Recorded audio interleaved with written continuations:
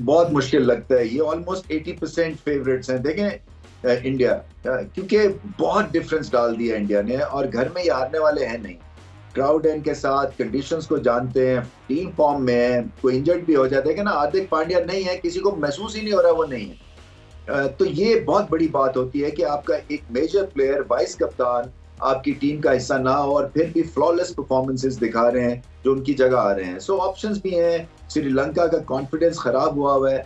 अब इंडिया चोक करता है सेमीफाइनल सिचुएशन में, ये तो वक्त बताएगा। मैं समझ रहा हूं कि सरप्राइज होने वाली ये टीम नहीं है। अभी तक कोई ऐसी इंडिकेशन नहीं मिली है, क्योंकि कई बड़े सिचुएशन से ये वापस मुड़ के और घर तक पहुंच गए हैं। सो उस लिहाज से टीम टू बीट है, इसमें कोई शक नहीं है, और शायद इस दफा ये वर्ल्ड कप भी जीत जाएंगे।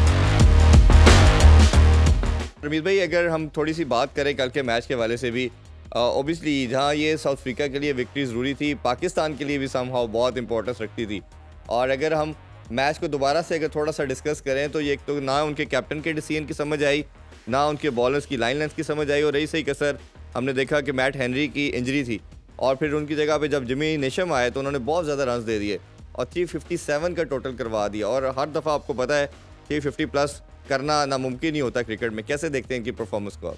नहीं, एक अच्छा दिन नहीं था न्यूजीलैंड के लिए। आप न्यूजीलैंड के साथ स्मार्टनेस अटैच करते हैं, आप उनके साथ पैशन, इंस्पायर्ड परफॉर्मेंस, और फिर ये कि इतनी बड़ी साख बना ली थी उन्होंने इस वर्ल्ड कप में बहुत जल्दी, और उसके बाद फिर मुतवातिर मैचेस हारने से एक तो आपका कॉन्फिडेंस जाता है, और ऊपर से इस तरह के डिसीजन जो है ये बहुत ही एक अनलाइक न्यूजीलैंड टीम है, क्योंकि ये कलेक्टिव विजडम के थ्रू अच्छे डिसीजंस करती है।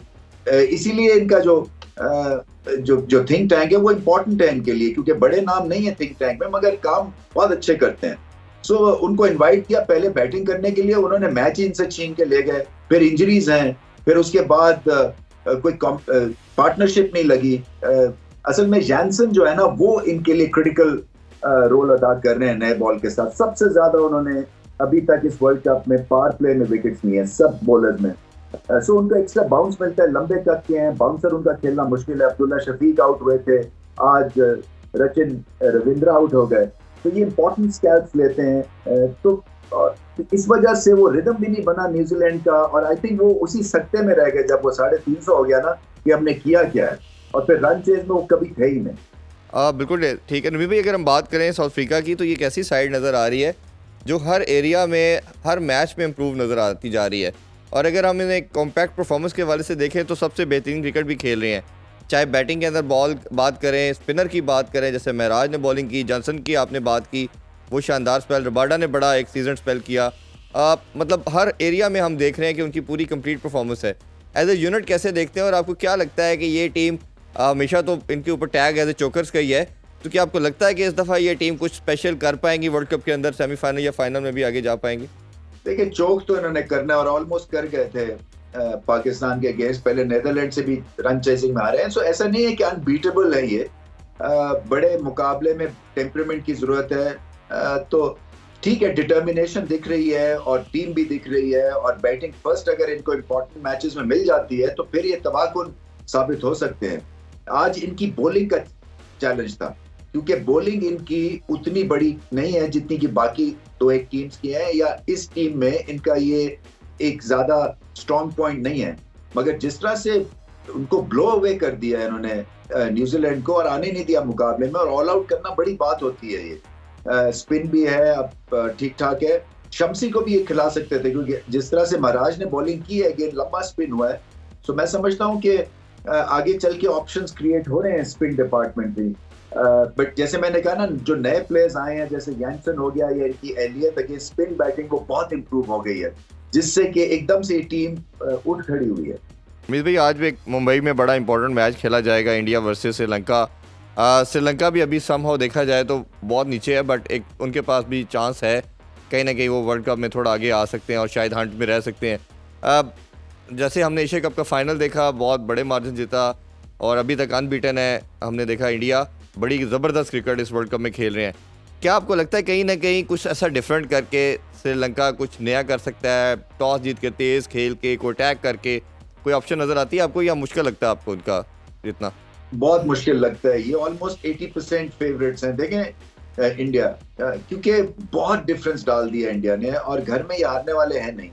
क्राउड है इनके साथ, कंडीशंस को जानते हैं, टीम फॉर्म में है, कोई इंजर्ड भी हो जाता है कि ना, हार्दिक पांड्या नहीं है, किसी को महसूस ही नहीं हो रहा वो नहीं है। तो ये बहुत बड़ी बात होती है कि आपका एक मेजर प्लेयर, वाइस कप्तान आपकी टीम का हिस्सा ना हो, और फिर भी फ्लॉलेस परफॉर्मेंसेस दिखा रहे हैं जो उनकी जगह आ रहे हैं। सो ऑप्शंस भी हैं। श्रीलंका का कॉन्फिडेंस खराब हुआ हुआ है। अभी भी एक इंडिया के पार्ट पे अगर देखें तो ऑब्वियसली उन्होंने एशिया कप तो 2 दफ़ा जीता इस 10 साल के ड्यूरेशन में, टेन्योर में, बट आईसीसी का कोई इवेंट नहीं जीत पाए।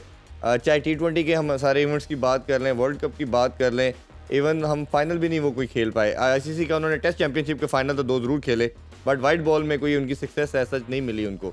तो ये जो प्रेशर उनके माइंड में है कहीं ना कहीं कि हमने कोई आईसीसी का इवेंट नहीं जीता, और रोहित शर्मा पे उन्होंने बड़ा ट्रस्ट किया। जब उन्होंने विराट कोहली को रिप्लेस करके एज ए कैप्टन आए थे तो बड़े शुरू में लॉसेस भी उनको हुई थी, बट वो स्टिक किया उनके साथ, बोर्ड पैनिक नहीं किया, रोहित शर्मा भी स्टिक रहे। तो अब एक इंटायरली डिफरेंट इस वर्ल्ड कप में और एशिया कप में एज ए कैप्टन नज़र आ रहे हैं।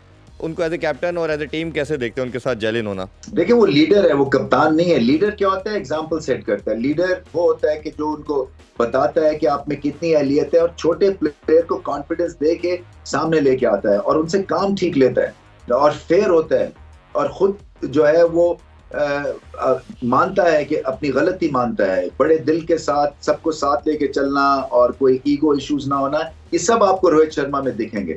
सो इस लिहाज से ये बहुत बड़े कप्तान या लीडर बन चुके हैं। अब इंडिया चोक करता है सेमीफाइनल सिचुएशन में, ये तो वक्त बताएगा। मेरे ख्याल से प्रेशर तो बेनतहा होगा। देखिए, उस दिन कुछ भी हो सकता है, फॉर्म चली भी जा सकती है, 1-2 प्रेशर में गलत शॉट्स मार दिए, 2-1 विकेट्स गिर गई, जो आपकी नॉर्मल रूटीन है वो कोई खराब हो जाती है। दूसरा जो है ग्रेट कैच आपका कर लेता है, एक टीम जो है वो 2 यॉर्कर मारती है और मिडिल स्टंप उड़ा देती है। तो कहीं से भी कोई भी जब एक तरह से नॉकआउट सिचुएशन होती है ना, वो सरप्राइज कर सकता है आपको। सो मैं समझ रहा हूँ कि सरप्राइज होने वाली ये टीम नहीं है। अभी तक कोई ऐसी इंडिकेशन नहीं मिली है, क्योंकि कई बड़े सिचुएशन से ये वापस मुड़ के और घर तक पहुंच गए हैं। सो उस लिहाज से टीम टू बीट है, इसमें कोई शक नहीं है, और शायद इस दफा ये वर्ल्ड कप भी जीत जाए।